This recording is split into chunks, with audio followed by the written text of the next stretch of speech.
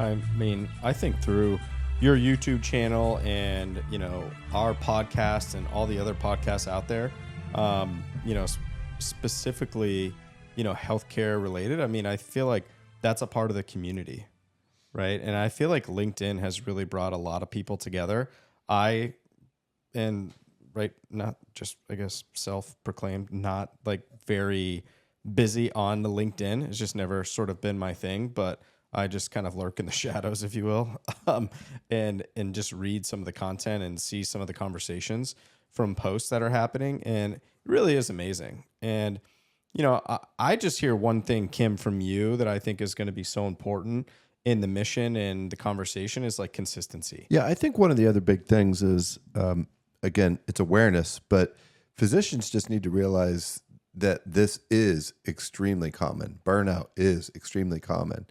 And it's not, we need to get past this whole stigma of mental health.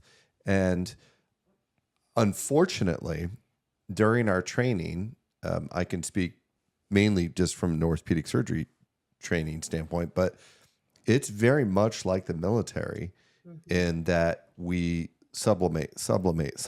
We're trained to become very robotic. This is the problem. This is the solution. And there's no time for quote unquote weakness. There's no time for quote unquote bad days. There's no time for feelings to be shared. We're here to solve problems. We're here to fix people.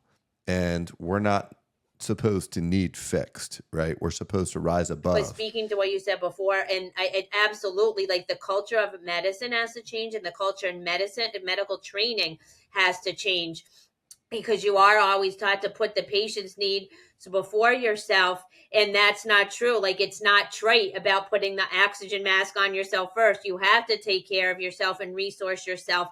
And so that is backwards in training, right? When you go 12 hours without food or going to the bathroom or sleeping. And even in the military, because you mentioned that before, like they make sure that they get enough sleep because they know, right, that to do your best, you need enough sleep. Again, the one very positive thing I will take out of all of this, and what I've noticed over the past several months, is when I personally have started speaking up about physician wellness and in particular physician suicide, the most popular post I've ever put on LinkedIn was the one about physician suicide. I mean, it reached, the amount of comments on there, it was hard to keep up with it. I try to respond to every single or reply to every single comment, and it was like every 2 minutes I'm having to put another one on there. But I felt so overwhelmed with like gratitude for people not ignoring that post, right? And it's not about like getting likes or getting it, but these people were putting paragraphs in there about how, this is impacting people, physicians, families all around the country. And just to be speaking about it, and because it wasn't easy for me to bring it up, right? Because no one wants to talk about that kind of stuff. It's like, oh, Debbie Downer, Dr. Molly here is bringing up physician suicide again. It's like, well, somebody has to.